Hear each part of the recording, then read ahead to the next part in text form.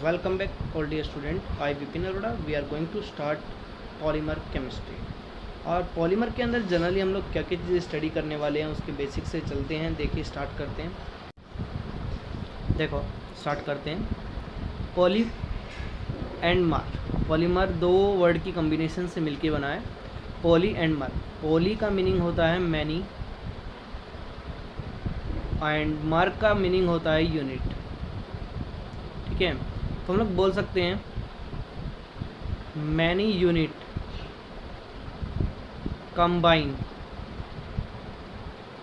To give a large molecular weight compound are known as polymer. तो simply एक बात हमारे सामने आ रही है यहाँ पे कि अगर हम लोग बात करें मैनी यूनिट कंबाइन, पॉलीमर का मतलब क्या होता है, पॉली का मीनिंग मैनी और मर का मतलब क्या होता है unit. When many unit combine to give a large molecular weight compound. Large molecular weight compound जो बनेगा उसे हम क्या बोलेंगे, पॉलीमर। और इस फिनोमिना को, पॉलीमर बनने के फिनोमिना को हम लोग क्या बोलते हैं, पॉलीमेराइजेशन। क्या बोलते हैं, पॉलीमेराइजेशन। ठीक है, देखिए आगे।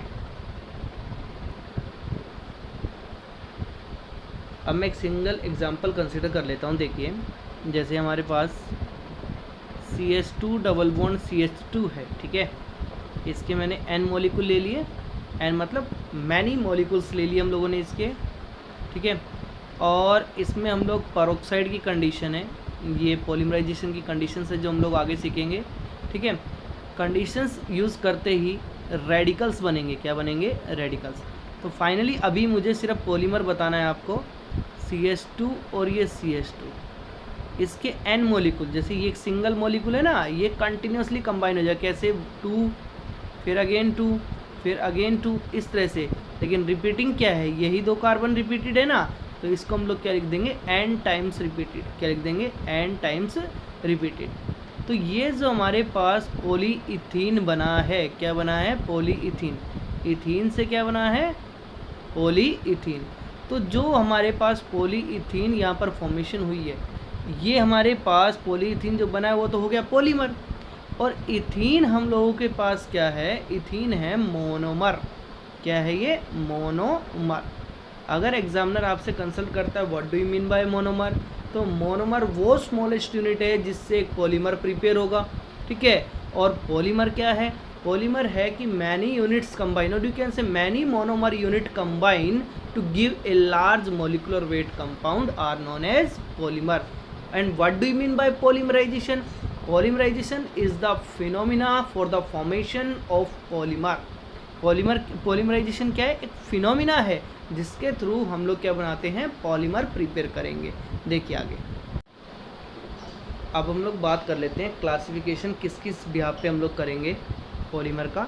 देखो क्लासिफिकेशंस की अगर मैं बात करूं तो क्लासिफिकेशन बेसिकली हम लोग करते हैं 5 टाइप में। ठीक है, तो फर्स्ट अगर हम लोग बात करें on the basis of source, on the basis of source, source के बिहाफ पे, मतलब कि उसको कहाँ से गेट किया गया है, वो नेचुरल है, सिंथेटिक है या सेमी सिंथेटिक है, किस तरह का पॉलीमर है। सेकंड हम बात करें तो on the basis of monomer unit, on the basis of monomer unit.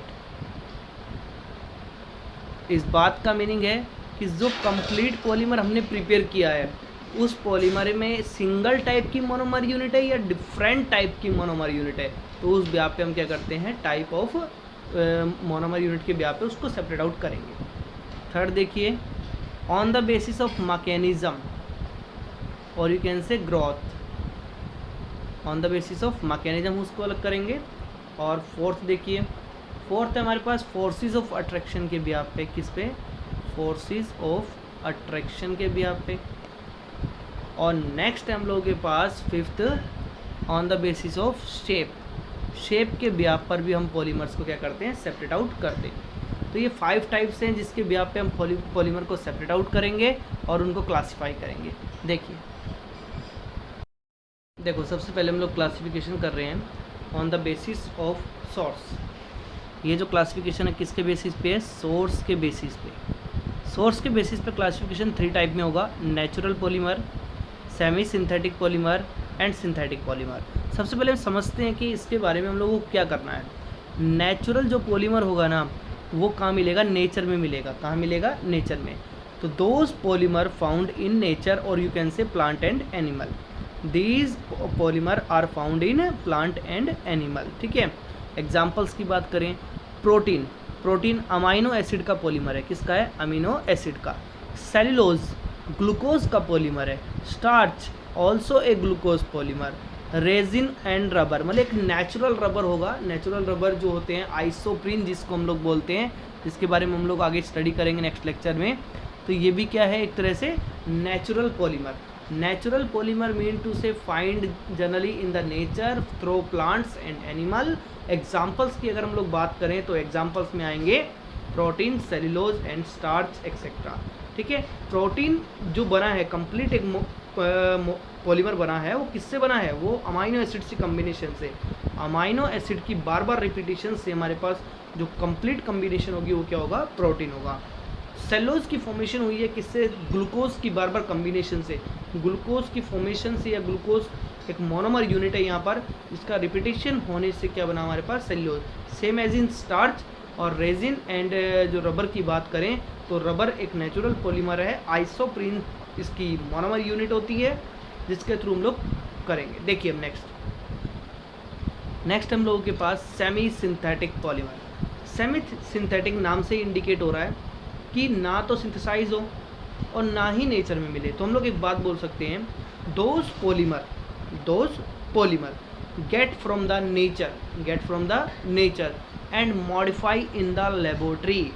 जो नेचर से तो गेट हो और उसको लैब में क्या किया जाए? मॉडिफाई किया जाए, तो वो हमारे पास क्या होगा? Semi synthetic polymer. ठीक है, तो अब आगे देखिए सेमी सिंथेटिक पॉलीमर की अगर मैं एग्जांपल्स की बात करूं तो देखो रेयन का मतलब धागे, जो धागे बनाए जाते हैं आर्टिफिशियल रेयन प्रिपेयर किया जाता है। ठीक है, सेलुलोज एसीटेट से बनता है। किससे बनता है वो? सेलुलोज एसीटेट का एक डेरिवेटिव है। सेलुलोज नाइट्रेट भी हम लोग बोल सकते हैं। ठीक है, तो ये कुछ जनरल एग्जांपल्स हैं। जैसे मैं बात करूं कि भाई सेलुलोज तो क्या है? एक नेचुरल है। क्या है? नेचुरल। और हमारे पास जो सेकेंडरी अगर हम बात करें एसीटेट, वो क्या है? लैब में प्रिपेयर होगा। तो सेलुलोज और एसिड की कम्बिनेशन से क्या बन गया? Semi synthetic polymer. क्या बन गया? Semi synthetic polymer. नेक्स्ट देखो सिंथेटिक पॉलीमर। तो सिंथेटिक पॉलीमर कौन से होते हैं? जो पॉलीमर सिर्फ कहाँ से गेट हो? हमारे पास लेबोरेटरी में प्रिपेयर किए जाएँ। कहाँ से प्रिपेयर किए जाए? लैब में प्रिपेयर किए जाएँ। तो जो लैब में प्रिपेयर किए जाएंगे उनको हम लोग क्या बोलते हैं? Synthetic polymer. एग्जांपल्स के बारे में बात करें तो मैं बात कर लेता हूँ। जैसे अगर हम बात करें प्लास्टिक से, पॉलीइथीन हो गया, PVC pipe, polyvinyl chloride, PVC pipe, polyvinyl chloride. ठीक है, और मैं बात कर लेता हूँ टेफ्लॉन, जो नॉन स्टिक कुकवेयर आते हैं। ठीक है, उनमें भी यूज़ होता है। ये जितने भी नेम मैं इंडिकेट कर रहा हूँ, इनके विद मैकेनिज्म के साथ हम लोग आगे इनकी स्ट्रक्चर के साथ क्वेश्चंस को डील करने वाले हैं। ठीक है, अभी सिर्फ हमें ये डील करना है कि एक्चुअल में सिंथेटिक पॉलीमर है क्या।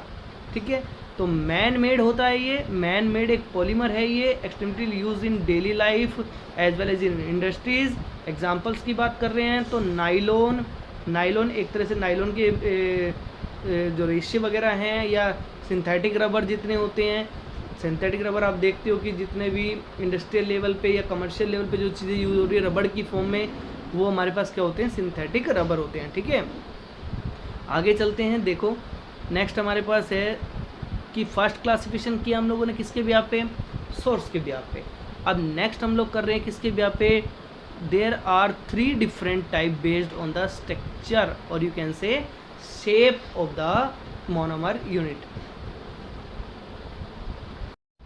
देखो स्ट्रक्चर के बेसिस पे अगर हम बात करें तो 3 टाइप्स में क्लासीफाई होगा, लीनियर पॉलीमर, ब्रांच पॉलीमर और एक क्रॉस लिंक। ठीक है, तो जहाँ पर these polymer consist of long and straight chain, जहाँ पे लॉन्ग और स्ट्रेट चेन होगी तो वो क्या होगा हमारे पास, लीनियर पॉलीमर हो जाएगा। एग्जांपल्स की बात करें तो हाई डेंसिटी पॉलीमर हम लोग ले सकते हैं, ठीक है, और पीवीसी को भी कंसिडर कर सकते हैं, ठीक है। रिप्रेजेंटेशन आपको दे रखी है कि जनरल जैसे carbon carbon carbon carbon continuously अगर चेन होगी तो क्या होगा, लीनियर पॉलीमर होगा। ब्रांच चेन की अगर हम बात करें तो ब्रांचिंग वहाँ पे प्रेजेंट होगी। These polymer contain linear chains having some branch, linear chain के अंदर सम ब्रांचिंग होने पे वो क्या होगा हमारे पास, ब्रांच चेन पॉलीमर। जनरली हम लोग यहाँ पर लेते हैं लो डेंसिटी पॉलीमर, क्या लेते हैं, low density polymer. Poly ethene भी ले सकते हो आप, यहाँ पे क्या ले सकते हो, पॉली इथीन भी ले सकते हो, ठीक है। तो देखिए आगे देखो, क्रॉस लिंक पॉलीमर में क्या होगा, इसको नेटवर्क पॉलीमर भी हम लोग बोलते हैं। दीज पॉलीमर अगर हम लोग बात करें क्रॉस लिंक और नेटवर्क पॉलीमर में, देखिए these polymer are form from bifunctional and trifunctional monomer and contain strong covalent bond between various linear polymer chain. Example Bakelite, melamine, ये हमारे पास पॉलीमर्स हैं।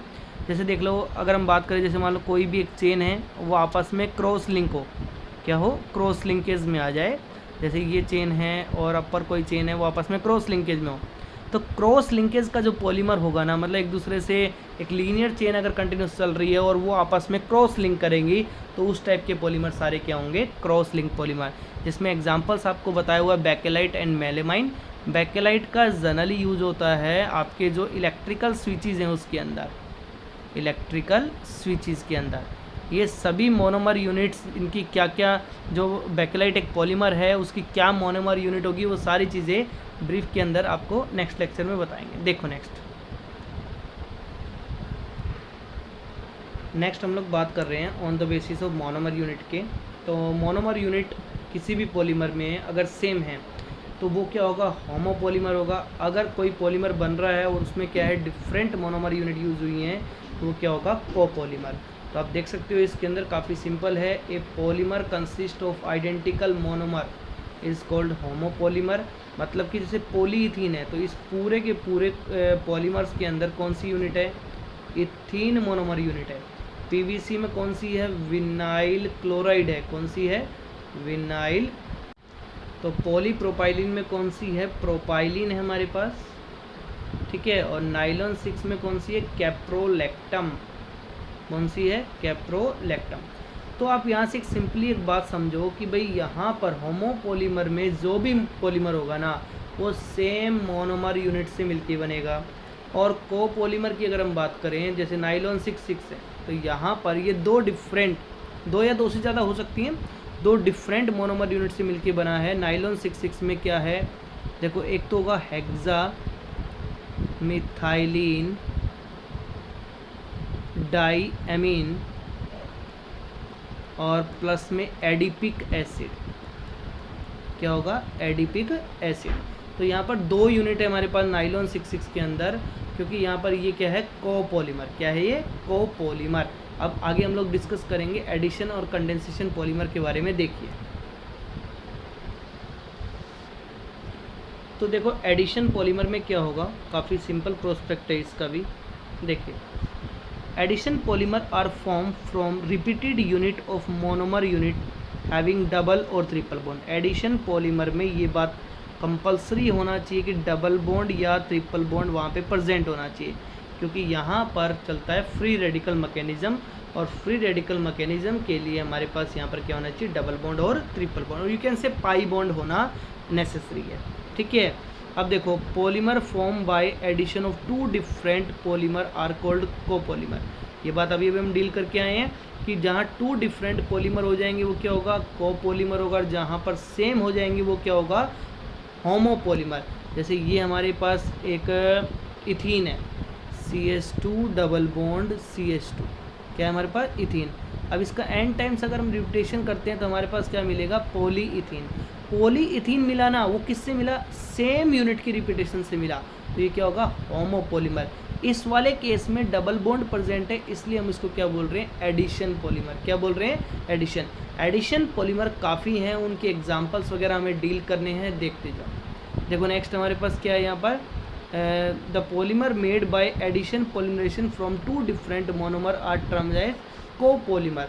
जो भी एडिशन पॉलीमर है, अगर मान लो 2 और डिफरेंट मोनोमर यूनिट से बनते हैं, जैसे मान लो एक हमारे पास इथीन हो गया, एक प्रोपीन हो गया, तो उसकी कम्बिनेशन से अगर बनेगा, तो जैसे हमारे पास एग्जाम्पल्स भी गिवन है, 1,3-ब्यूटाडाइन यहाँ पर डबल बॉन्ड है, स्टाइरिन यहाँ पर भी डबल बॉन्ड है, तो इन दोनों की कम्बिनेशन की अगर हम बात करें तो ये कौन सा बनेगा? कोपॉलीमर। क्या बनेगा? कोपॉलीमर।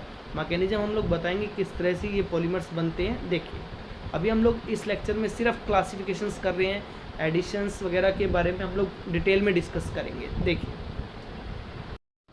देखो कंडेंसेशन पॉलीमर में हमें क्या करना है, बेसिकली 2 यूनिट हैं, उनको कंबाइन करना है। कंबाइन करके कुछ स्मॉल मॉलिक्यूल क्या होगा? रिलीज़ होगा। जैसे इस रिएक्शन में क्या रिलीज़ हो रहा है? वाटर मॉलिक्यूल रिलीज़ हो रहा है, ठीक है। 2 condensation polymer are form by the repeated condensation reaction between 2 different bifunctional और ट्राईफंक्शनल। मतलब बाईफंक्शनल ट्राईफंक्शनल क्या होता है? जैसे यहाँ पर NH2 है, ये फंक्शनल ग्रुप है, कार्बोक्सिलिक एसिड ये फंक्शनल ग्रुप है। तो बाईफंक्शनल या ट्राईफंक्शनल मोनोमेरिक यूनिट हो in this polymerisation reaction the elimination of small molecule. इन दोनों की कम्बिनेशन से जब ये दोनों कंबाइन होंगे तो एक स्मॉल मॉलिक्यूल रिलीज होगा। वो HCl भी हो सकता है, वो वाटर भी हो सकता है, वो अल्कोहल भी हो सकता है। एग्जाम्पल्स की बात करें हम तो डेक्रोन हो गया, ग्लिप्टल भी हम लोग ले सकते हैं, नाइलॉन 6,6 भी ले सकते हैं, नाइलॉन 6 भी ले सकते हैं। तो ये सभी क्या है? एग्जाम्पल्स की फॉर्म में बात कर रहे हैं हम लोग। और यहाँ पर मैं आपको बता देता हूँ, देखो किस तरह से एक यूनिट यहाँ से वाटर मॉलिक्यूल निकला है। देखो हमारे पास तो ये एग्जाम्पल्स की अगर हम बात करें तो किस तरह से करेंगे। जैसे हम लोगों के पास HNH CH2 6 और NHH है, तो सेकंड हमारे पास मॉलिक्यूल क्या है? C डबल बॉन्ड OH है। इसी तरह से आगे चलेगा मॉलिक्यूल, तो इसका H और इसका OH, ये दोनों आपस में वाटर मॉलिक्यूल क्या कर देंगे? बाहर। और ज्वाइन कैसे होंगे? NH C double bond O इस फॉर्म में, अमाइड की फॉर्म में। तो ये अमाइड लिंकेज है। कौन सी लिंकेज है? ये अमाइड लिंकेज, ठीक है। ये सारी चीज़ें हम लोग करने वाले हैं, देखते जाओ। नेक्स्ट है classification based on molecular strength. तो मॉलिकुलर स्ट्रेंथ की अगर हम लोग बात करें तो स्ट्रेंथ के ब्याह पे हम 3 टाइप में क्लासिफिकेशन करते हैं बेसिकली। सबसे पहले हम लोग बात करें तो सबसे पहले होगा हमारे पास इलास्टोमर। इलास्टोमर का मतलब है सबसे वीकेस्ट फोर्स। कौन से फोर्स? सबसे वीकेस्ट फोर्स, जैसे रबड़ वगैरह के अंदर जो प्रेजेंट होते हैं, ठीक है। और सेकेंडली अगर हम बात करें तो फाइबर, जिसको फाइब्रस पॉलीमर भी हम बोलते हैं, तो फाइबर के अंदर क्या होता है? Strong forces. कौन से होंगे? Strong forces. और थर्ड आता है थर्मोसेटिंग एंड थर्मोप्लास्टिक, जिसके प्लास्टिक्स वगैरह के मटेरियल बनते हैं, बकेट्स वगैरह बनती है, टॉयज़ वगैरह बनते हैं। तो वो क्या हो गया हमारे पास? Third classification. पहला क्या है? जो बहुत स्ट्रॉन्ग फोर्सेस हो, जिसको हम फाइब्रस बोलेंगे। सेकंड इलास्टोमर, बिल्कुल वीक फोर्सेस, रबड़ वगैरह में अकाउंट होगा। और थर्ड क्या है? Intermediate force between the elastomer and fibrous. तो देखो इसके अंदर सबसे पहले A large number of polymer application in different field depend on the unique mechanical property like tensile strength, elasticity, roughness। तो इन चीज़ों के ऊपर डिपेंड करता है। अब बात करें इंटरमोलिकुलर फोर्सेस, तो वैन डर वाल forces and hydrogen bonding present in the polymer, ठीक है। These forces also bind the polymer chain. Under this category, the polymer are classified into the following sub category। तो मैंने आपको बताया सब category कौन कौन सी बनेगी। एक तो इलास्टोमर, सेकंड फाइब्रस, और थर्ड आएगा थर्मोसेटिंग थर्मोप्लास्टिक। इलास्टोमर में वीक फोर्सेस, मतलब कि वीक वेंट्रवाल फोर्सेस होंगे। कौन से होंगे? वीक वेंट्रवाल। और अगर हम लोग बात करें किसमें, यहाँ पर फाइब्रस में, तो स्ट्रॉन्ग फोर्सेस प्रेजेंट होंगे, स्ट्रॉन्ग फोर्सेस, ठीक है। और थर्मोसेटिंग और थर्मोप्लास्टिक में इन बिटवीन फोर्सेस यहाँ पर प्रेजेंट होंगे। तो देखो सबसे पहले हम स्टार्ट करते हैं इलास्टोमर। देखो इलास्टोमर में जनरली क्या है, एक बात ध्यान रखना, वीकेस्ट फोर्सेस होंगे, बस इतना ध्यान रखना है। कौन से फोर्सेस होंगे हमारे पास? यहाँ पर वीकेस्ट फोर्सेस होंगे। और जनरली इसमें जो हम एग्जांपल कंसिडर करेंगे वो क्या होंगे? रबड़ के एग्जांपल। किसके एग्जांपल होंगे? रबड़। तो ये जो ब्यूना एस है, बूना एन, ये रबड़ हैं। क्या है ये? रबड़, ठीक है। अभी आप ये थिंक आउट कर रहे हो कि सर ये बूना एस, बूना एन क्या है क्या नहीं है, हमें कुछ नहीं पता इसके बारे में। नियोप्रीन क्या है, कुछ तो ये सारी चीज़ें विद मैकेनिज्म, जो इसके मोनोमर यूनिटें हैं उसके बारे में डिटेल डिस्कशन हम लोग करेंगे नेक्स्ट लेक्चर में। अभी हम लोग सिर्फ किसके बारे में स्टडी कर रहे हैं, इनकी क्लासिफिकेशन। सिर्फ ये समझो अभी कि इलास्टोमर क्या होता है। इलास्टोमर वो होते हैं वो पॉलीमर जिनके अंदर क्या हो, वीकेस्ट फोर्सेस, क्या हो, वीकेस्ट फोर्सेस, ठीक है। जनरली इसके अंदर हम रबर काउंट करते हैं। नियोप्रीन आप ले सकते हो, बूना एस भी आप ले सकते हो, बूना एन भी आप ले सकते हो। अगर मैं आपको थोड़ा बहुत बताऊं इसके बारे में तो देखो, बूना का मतलब होता है ब्यूटा 1,3 डाइन, एस का मतलब होता है स्टाइरिन, तो दोनों की कॉम्बिनेशन से बनता है बूना एस। क्या बनता है, बूना एस, ठीक है। नेक्स्ट देखो इसी तरह से सेकंड हमारे पास क्या है, सेकंड हमारे पास है फाइब्रस। फाइब्रस के बारे में हम लोगों ने डील किया कि स्ट्रॉन्ग फोर्सेस होंगे, क्या होंगे यहाँ पर, स्ट्रॉन्ग फोर्सेस। तो स्ट्रॉन्ग फोर्सेस में कौन कौन सी चीज़ें आएंगी वो भी बात कर लेते हैं। देखो, तो जितने भी कंडेंसेशन पॉलीमर होते हैं ना, जो दोनों में कंबाइन होकर के कुछ रिलीज़ करेंगे, जैसे पोलीअमाइड हो गया, पोलीएस्टर हो गए, टेरेलिन, डेक्रोन भी हम लोग ले सकते हैं यहाँ पर, ठीक है। नाइलॉन 6 भी हम लोग यहाँ पर ले सकते हैं, ठीक है। Fibre are the thread forming solid which having tensile strength and high modules. These characteristics can be attributed to the strong intermolecular forces like hydrogen bonding. मतलब इसमें कौन सी बॉन्डिंग होगी, स्ट्रॉन्ग बॉन्डिंग, क्या होंगी, स्ट्रॉन्ग। एग्जाम्पल्स की बात करें तो डेक्रोन, नाइलॉन 6 ये हम लोग कंसिडर कर सकते हैं। अब हम बात कर रहे हैं थर्मोसेटिंग और थर्मोप्लास्टिक की। थर्मोप्लास्टिक, प्लास्टिक के अंदर क्या होगा, जब हम उसको हीट करेंगे ना, थर्मो मतलब हीट करेंगे, हीट का प्रोस्पेक्ट लेंगे, तो हीट करने पे वो क्या हो जाएगा, मोल्डेड हो सकता है। उसको कूल कर देंगे, कूल करते फिर वो कोल्ड हो जाएगा। तो कहने का मतलब थर्मोप्लास्टिक के जितने भी आइटम्स हैं उसको हम लोग रीमोल्डेड कर सकते हैं। तो देखो हम लोग बात कर लेते हैं। दीज आर द लीनियर और slightly branch long chain molecule capable of repeatedly softening on heating and hardening on cooling.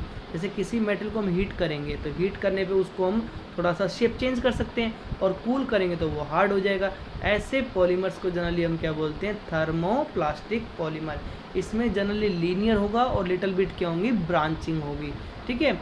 These polymer having intermolecular forces of attraction in between elastomer and fibre, not to be strong not to be week.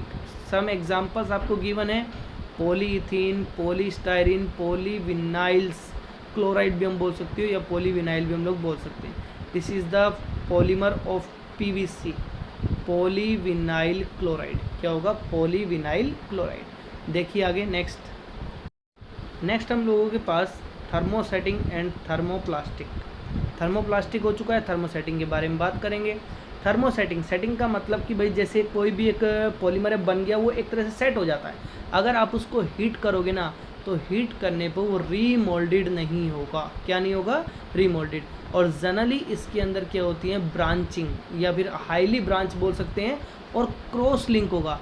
तो आपने एक point पे differentiate किया किसको, thermosetting और thermoplastic को। Thermosetting remoulded नहीं हो सकते, थर्मोप्लास्टिक क्या होंगे, रीमोल्डेड होंगे। थर्मोसेटिंग के अंदर क्रॉस लिंक होता है, क्या होता है, क्रॉस लिंकेज होती है, बट वहाँ पर लीनियर और लिटिल बिट ब्रांचिंग होगी, ठीक है। तो ये मेजर डिफरेंस है। और इसमें एग्जांपल की बात करें तो बैकेलाइट और यूरिया फॉर्मेल्डिहाइड, ये एक तरह से क्रॉस लिंक पॉलीमर बनाते हैं, काफ़ी ब्रांचिंग होती है इनके अंदर, ठीक है। देखो नेक्स्ट हम लोग बात कर रहे हैं पॉलीमर की क्लासिफिकेशन बेस्ड ऑन मैकेनिज्म, और you can say growth polymer, ठीक है। तो मैकेनिज्म के ब्याप पे हम लोग किस किस तरह से क्लासिफिकेशंस करते हैं, तो 2 टाइप्स में क्लासिफिकेशंस करते हैं हम लोग बेसिकली। सबसे पहली क्लासिफिकेशन है मान लो चेन ग्रोथ, क्या होगा, चेन ग्रोथ पॉलीमराइजेशन, ठीक है। और सेकंड हम लोग करते हैं स्टेप ग्रोथ पॉलीमराइजेशन। क्या करते हैं, स्टेप ग्रोथ पॉलीमराइजेशन। जो चेन ग्रोथ पॉलीमराइजेशन है ना, एक तरह से रेडिकल मैकेनिज्म है। वो क्या है, रेडिकल मैकेनिज्म, जिसमें डबल बॉन्ड ब्रेक होते जाएंगे, एडिशन होता जाएगा, डबल बॉन्ड ब्रेक होते जाएंगे, एडिशन होता जाएगा। तो एक तरह से हम लोग बोल सकते हैं ये एडिशन पॉलीमराइजेशन ही है। क्या है ये, एडिशन पॉलीमराइजेशन। और एडिशन पॉलीमराइजेशन में हम लोगों ने डील किया कि हमें क्या रिक्वायर है, कि डबल बॉन्ड और ट्रिपल बॉन्ड, मतलब कि जो हमारे पास अनसैचुरेशन रिक्वायर है। क्या रिक्वायर है? अनसैचुरेशन। तो देखो in this type of polymerization the molecules of same monomer हो या डिफरेंट हो together on a large scale to form a polymer. The monomer use are unsaturated. Monomer क्या होना चाहिए? Unsaturated. This mode of polymerization leading to an increase in chain. Continuously chain क्या होती जाएगी? Increase होती जाएगी। और फॉर्मेशन होगा किसके थ्रू? फ्री रेडिकल और आयनिक स्पीसीज के through. However the free radical govern addition और chain growth polymerisation is most common mode. मतलब इसमें कौन सा मैकेनिज्म फेवरेबल होगा? जो चेन ग्रोथ पॉलीमराइजेशन के अंदर हम बात करें तो फ्री रेडिकल मैकेनिज्म सबसे ज़्यादा फेवरेबल होगा इसका। ठीक है, अब मैं इसमें बात कर लेता हूँ सेकंड स्टेप को लेकर के हम लोग क्या बातें करेंगे इसके अंदर। तो देखो नेक्स्ट है हमारे पास फ्री रेडिकल मैकेनिज्म को लेकर के अगर हम बात कर रहे हैं, किसी भी चीज़ का हम पॉलीमराइजेशन करते हैं, the process start with the addition of phenyl free radical. इसमें मैं आपको बता देता हूँ बेंजोइल परऑक्साइड जनरली रेडिकल्स बनाते हैं, तो हम लोग यहाँ पर बेंजोइल परऑक्साइड रेडिकल जनरेट करवाने के लिए यूज़ करेंगे। तो ये एक तरह से क्या हो जाएगा? Radical initiator. क्या हो जाएगा ये? Radical initiator. ठीक है, अगर आपसे एग्जाम में पूछ ले कि भाई रेडिकल इनिशिएटर क्या यूज़ करेंगे, तो बेंजोइल परऑक्साइड हम लोग बता सकते हैं। ठीक है, form by the peroxide the ethene double bond generating a new and large free radical. तो कंटिन्यूसली अगर हमने n number of ethene molecule लिए हैं तो वो क्या होगा? एक तरह से large number of ethene molecules बना करके वो रेडिकल्स आपस में क्या होंगे? ज्वाइन होंगे। बिगर जो फॉर्मेशंस यहाँ पे प्रेजेंट होगी। ठीक है, तो नेक्स्ट हम लोग बात करते हैं इसी के अंदर मैकेनिज्म कैसे फॉलो होगा वो बात करनी है हमें। तो देखो किस तरह से इसका मैकेनिज्म फॉलो होगा। देखिए, तो ये हमारे पास मैकेनिज्म का पैटर्न कि भाई मैकेनिज्म किस तरह से बेसिकली फॉलो होगा। देखो हमारे पास ये बेंजोइल परऑक्साइड है। क्या है ये? Benzoyl peroxide. अब इस बेंजोइल परऑक्साइड में क्या हुआ? लाइट डालो या फिर हम बोल सकते हैं डायरेक्टली किस में कन्वर्ट हो जाएगा? परऑक्साइड है तो रेडिकल में ब्रेक होगा। तो ये रेडिकल बन गए ट्वाइस ऑफ, क्योंकि बीच में ब्रेक हो गया 2C6H5 C double bond O radical. Finally हमें क्या मिला? Phenyl radical. क्या मिल गया? ये फिनाइल रेडिकल। अब ये फिनाइल रेडिकल इथीन के साथ, इथीन हमारे पास यहाँ पर क्या है? CH2 double bond CH2। तो रेडिकल की प्रेजेंस में हमेशा क्या बनते हैं? रेडिकल। तो इसमें भी जैसे ही रेडिकल फॉर्मेशन हुई तो यहाँ पर रेडिकल बन गया। अब रेडिकल बनने के बाद क्या ऑब्जर्व हुआ? C6H5 बॉन्ड CH2 और ये क्या आ गया? CH2 radical. तो इसको मैं एक बार थोड़ा बता देता हूँ आपको। देखो ये बॉन्ड, ये रेडिकल में ब्रेक हुआ, यहाँ पे भी रेडिकल बना, ये रेडिकल बना और ये भी क्या बना? रेडिकल। और बॉन्ड क्या हो गया? ब्रेक। और यहाँ पर हमारे पास क्या था? C6H5 radical. तो ये रेडिकल और ये रेडिकल मिलके क्या बना लेंगे? बॉन्ड। और ये रेडिकल क्या रह जाएगा? दोबारा से रिएक्शन करने के लिए। ठीक है, तो इसमें देखो एक बार भाई हम लोगों के पास ये रेडिकल फॉर्मेशन हो गई। अब क्या करेंगे? Chain propagation. पहले क्या था? इनिशिएशन। क्या था? इनिशिएशन। अब क्या करेंगे? Chain propagation. तो चेन प्रोपगेट मतलब रिएक्शन चलेगी, तो रिएक्शन चलेगी तो ये मॉलिक्यूल है और ये वही इथीन है। तो इथीन है तो वही क्या बनेगा? रेडिकल में ब्रेक होंगे। रेडिकल में ब्रेक होंगे तो ये वाला जो मॉलिक्यूल है उससे ज्वाइन हो जाएगा तो और लॉन्गर चेन बन जाएगी। इसी तरह से हमने देखा कि कंटिन्यूसली ये चेन बनती जा रही है और फाइनली हमारे पास क्या बन गया? इसका n टाइम्स रिपीटेशन हो गया। क्या हो गया? n times repetition. अब ये जो चेन चल रही है उसे हमें स्टॉप भी करना है। तो स्टॉप कैसे करेंगे? टू डिफरेंट जो मैकेनिज्म चल रहे हैं उनको मिक्स कर दो। ये दोनों क्या कर दिया हमने? मिक्स। तो ये रेडिकल और ये रेडिकल मिलके क्या बना लेंगे? बॉन्ड। तो फाइनली हमारे पास क्या बन जाएगा? एक बॉन्ड। तो इस पूरी चीज़ को हम लोग किस तरह से प्रेजेंट कर सकते हैं? देखिए CH2 और ये n टाइम्स रिपीटेशन हो गया। क्या हो गया? n times repetition. ठीक है, नेक्स्ट देखिए हमारे पास क्या है? कंडेंसेशन पॉलीमर और स्ट्रैप ग्रोथ पॉलीमराइजेशन। तो इसके अंदर बेसिकली हमें क्या करना है? अभी हमने पढ़ा भी था कि कंडेंसेशन पॉलीमर के अंदर हम लोग बाई फंक्शनल और ट्राई फंक्शनल ग्रुप ले सकते हैं। तो जो फंक्शनल ग्रुप हैं वो आपस में अटैच होंगे और स्मॉल मॉलिक्यूल क्या होगा? Loss. The poly condensation reaction में result in the loss of some simple molecule like water, alcohol etcetera. In this reaction, the product of each step again a bifunctional species and the sequence of condensation goes on. Since each product are distinct functional species independent of each other. देखो यहाँ पर हमारे पास alcohol group है, यहाँ पर हमारे पास carboxylic acid group है, तो ये आपस में जुड़ेंगे तो एक नया मॉलिक्यूल तैयार होगा, फिर नेक्स्ट अटैचमेंट होगा, फिर नेक्स्ट होगा, लाइक जैसे हम लोग कंसिडर कर लें यहाँ पर जैसे ए प्लस में बी है, क्या मिला हमें ए बी प्लस में हमारे पास सी है, तो क्या मिला ए बी सी। तो ये एक तरह से क्या है, स्टेप ग्रोथ पॉलीमराइजेशन। क्या है ये, step growth polymerization. Thank you.